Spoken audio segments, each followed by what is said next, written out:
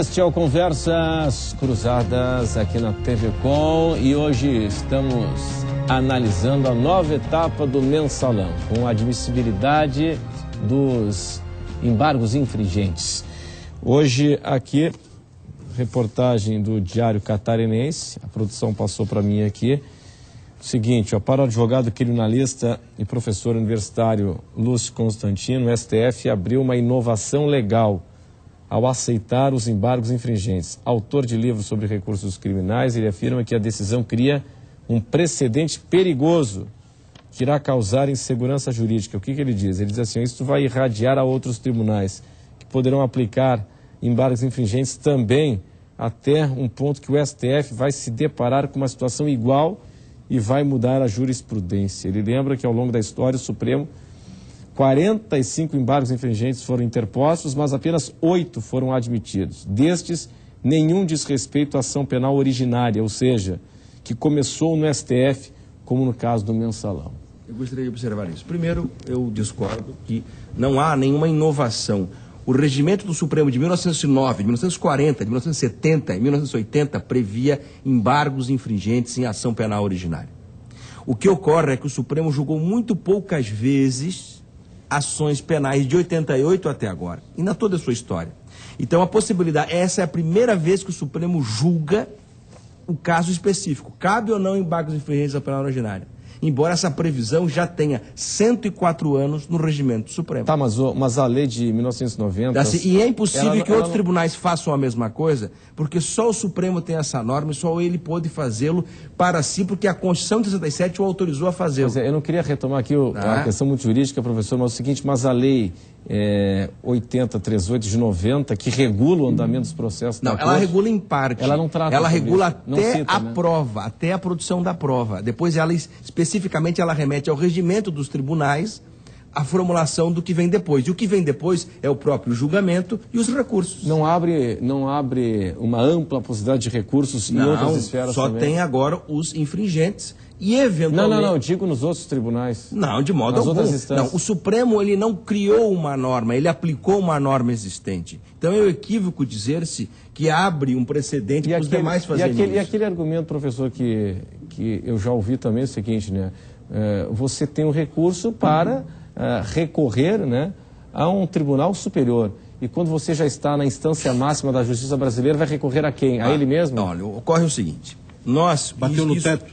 Isso foi bem salientado pelo ministro Celso de Mello, entre os argumentos fortes do voto dele, acho que é o voto mais forte, porque sentado em vários argumentos.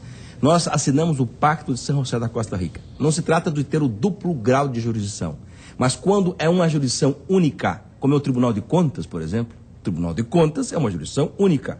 Quando você recorre, é o mesmo corpo que rejulga. Quando você tem um único tribunal, um único colegiado que julga, você tem direito não ao duplo grau de jurisdição, mas ao duplo reexame. Isso é um direito constitucional que se extrai da ampla defesa e se extrai do Pacto de São José da Costa Rica. O artigo 8º, né? O artigo 8º do Pacto da Costa Rica permite essa possibilidade de você ter. Nas cortes constitucionais, quando é único, você tem o duplo reexame.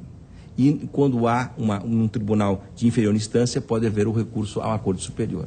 Então, isto até, ao meu ver, potencializa a necessidade de embargos infringentes quando é um único julgamento, porque todos temos direito a um recurso. Isso é o que consagra a nossa ordem constitucional vigente. Renato, o debate acabou tomando um rumo muito jurídico, técnico, né? Muito técnico, muito jurídico.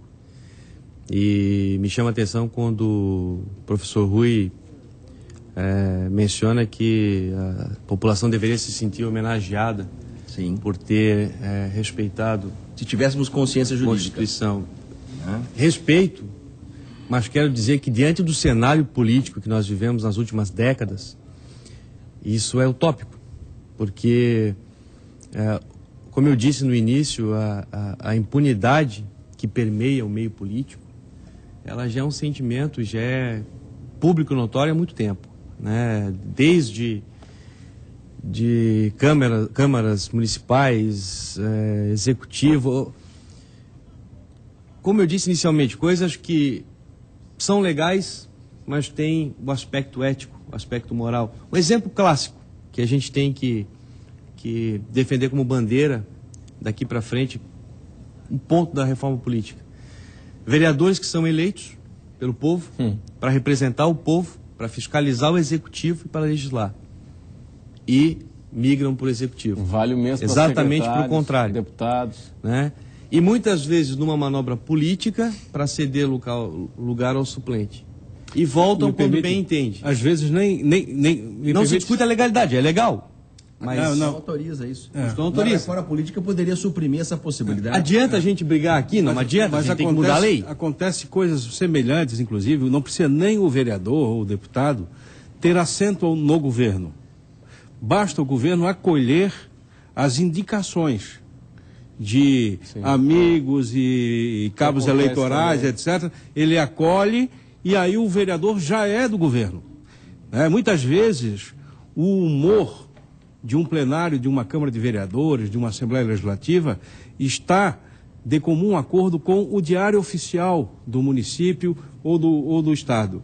Conforme sai no diário oficial, o plenário repercute favoravelmente ou contrariamente. Então, essa relação em que determinadas linhas políticas querem fazer do executivo um refém e barganhar, crescer, para garantir sempre a sua reeleição, isso tem que ser revisto. Nós precisamos de uma reforma política rápida, para mexer na raiz do problema. Mas essa reforma para não precisar nem chegar lá no Supremo. Nós precisamos já resolver na legislação. O problema, né, vereador, que cada um tem um entendimento diferenciado sobre reforma política, que se fez agora uma reforma política eleitoral aí que acaba não punindo quem faz boca de urna, quer dizer, se retrocedeu em alguns pontos no entendimento de a ideia de reforma em vários setores ela está sendo abolida, né? Reforma política, reforma tributária, tem que começar a trabalhar pontualmente. Isso que o colega está falando, está dizendo em outras palavras o seguinte: está cheio de Zé Dirceu nas prefeituras, é verdade, está cheio de Zé Dirceu nos governos, que fazem o papel de ligação e de acomodação da bancada parlamentar. Em nome da chamada governabilidade. Claro. Bom, então vamos fazer o seguinte, nós vamos para o intervalo e em instantes as considerações finais. Até já.